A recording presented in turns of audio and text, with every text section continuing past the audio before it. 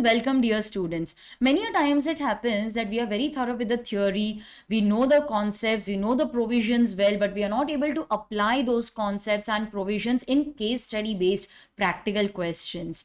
Well, if you are facing the same problem, if you don't know what to write, how much to write, how to apply the concepts to the questions, then you have come to the right place, because we are starting a series of videos wherein I will identify the important case studies from every unit in just 15 minutes. So this is a series of 15 minutes booster videos for all CA Foundation and CA Inter students. If you're watching my video for the first time, I am CA Preeti Agarwal and I make videos specially for you. Do subscribe to your channel Theory Masters Learning and hit the bell icon so that you get notifications for all the 15 minutes booster videos.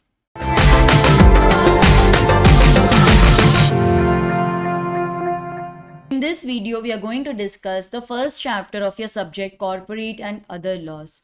We are starting with the Companies Act. The first chapter is preliminary. It contains all the definitions of the Companies Act 2013. So I have picked up few important questions from the first unit, definitions, that is a preliminary chapter of Companies Act 2013. So let's get started, and I will start the timer and we will try to complete all these questions in just 15 minutes. Now students, the question can be seen on the screen. I have picked up the first question, which is based on the concept of small company. The question has been asked twice, that is in May 2018 exam question, and it was also asked in mock test paper November 2020. The concept of small company is very important for exam. This question and the answer can be found in my CA Inter Law Compiler BOM, which is available on my website theorymasterslearning.com. The link is also provided in the description box. The compiler contains all the past exam questions, study material, RTP and MTP questions arranged unit wise. So let us discuss the question relating to small company. I'll read the question first. We will quickly revise the concept and try to apply the concept in the question.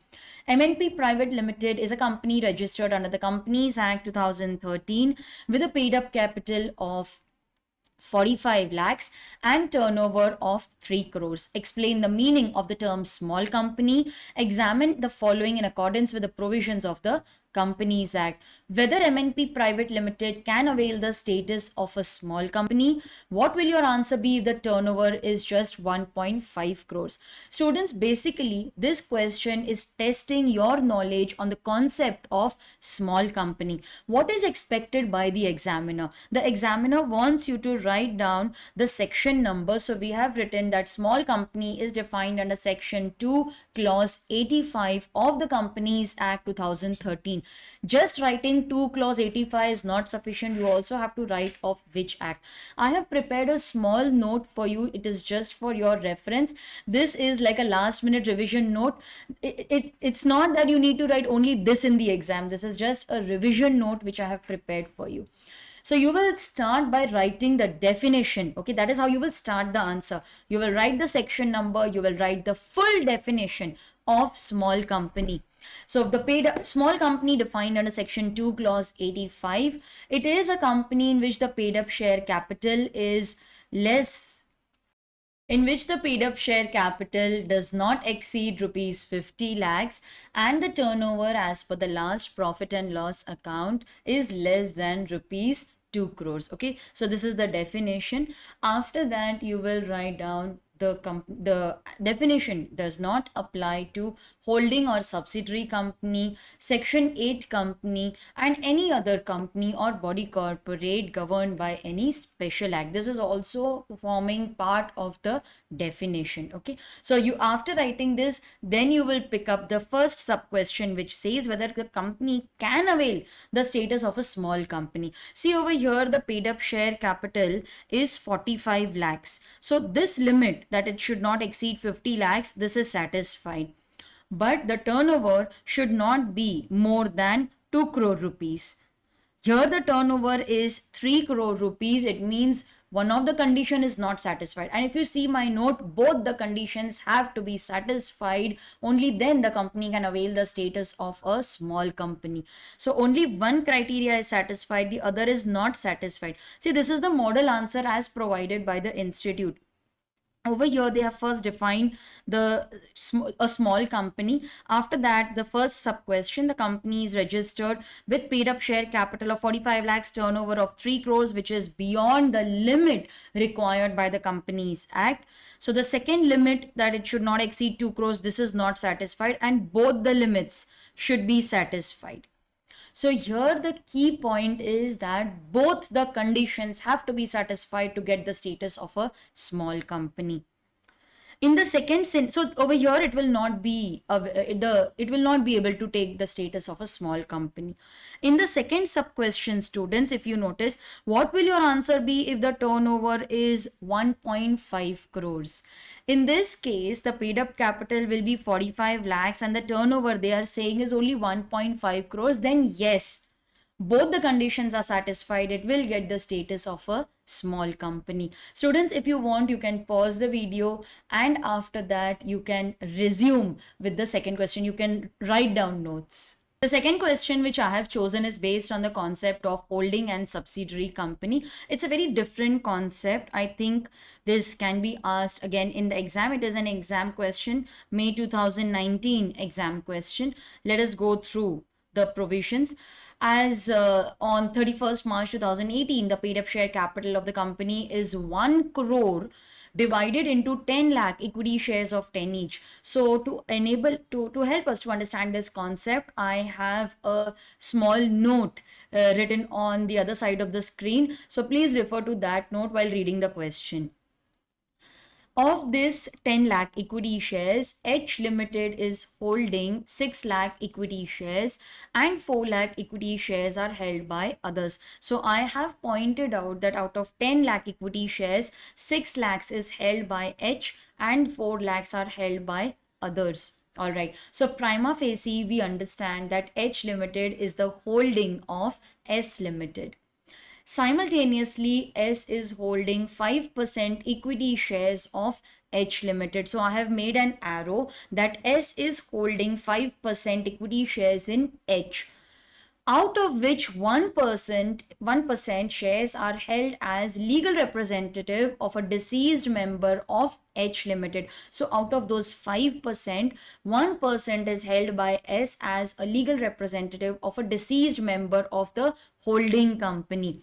On the basis of the given information, examine and answer the following queries. Can S Limited make further investment in equity shares of H Limited during 1819? Now over here, considering the facts of the case, it is already a subsidiary company. So how can a subsidiary purchase shares in the holding company? So as per provisions of section 19, so in this case, the company will not be allowed to hold shares in the holding company. It cannot make further investment. They have not explained the provisions of section 19. So even if you don't, it is okay. Just write down the facts of the case. Then the first sub question they have answered that in this case, it cannot make any further investment because how will a subsidiary invest in the holding company? How can you control your controller?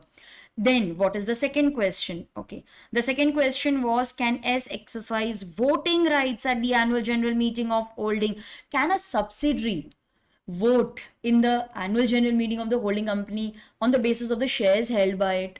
No. See, in this case, you will get all the other rights of a member except voting rights. But yes, you can definitely vote on that 1% that you hold as legal representative. Yes. So that is what the institute has written. As per the second proviso, a subsidiary will have the right to vote at the meeting only in respect of the shares held either as the legal representative or trustee. So it can vote only in the capacity of legal representative or trustee. So I found this question to be very unique. It is not something which has been very frequently asked in the exam. That is why I chose this question. Therefore, S can exercise, but only in respect of the 1% shares. Now, see, you were already holding shares before you became a subsidiary. You can continue to hold the shares, but you will not be able to exercise voting rights. Besides that, you will get all the other rights.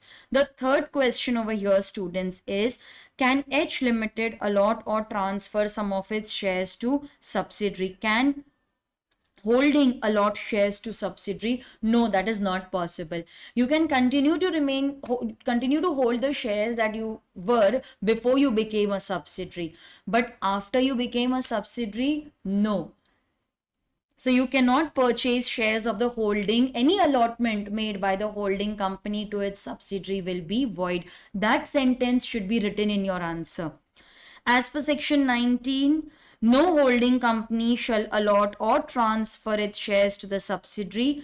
Any allotment or transfer is void. So you will highlight the word void. This has to be mentioned in your answer.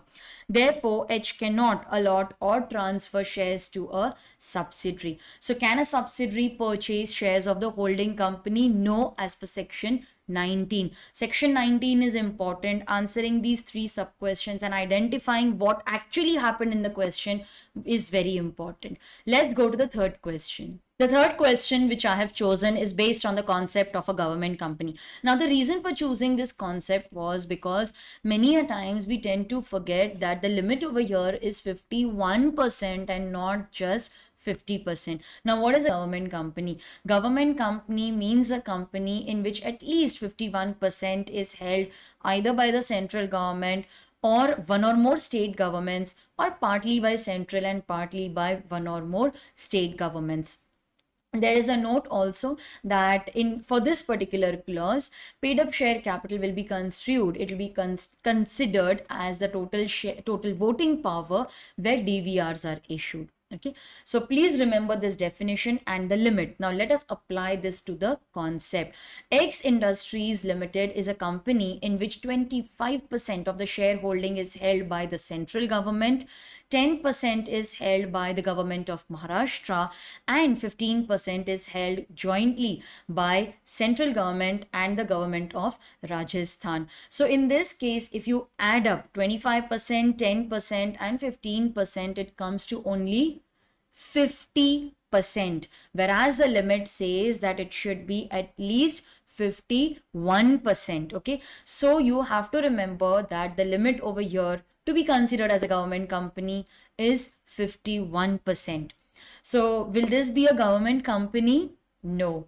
Here, X Industries is not a government company. There is no compliance of holding at least 51% by either the central government, one or more state governments, or jointly by central and one or more state government. Students, the note which you can see, the question which you can see is from my book for CA Inter, Corporate and Other Laws. You can find this book on my website theorymasterslearning.com. So these were the three important questions which I feel were important from the first unit, that is preliminary chapter. We will be coming up with more videos. These 15 minutes booster videos will continue till the exam, and I will identify the most important concepts and the tricky ones from every unit. If you have liked this video, do like and share, subscribe to your YouTube channel Theory Masters Learning and hit the bell icon so that you get notifications for such important case study based videos. Do visit my website theorymasterslearning.com for exciting products, books for CA Foundation and CA Inter Law.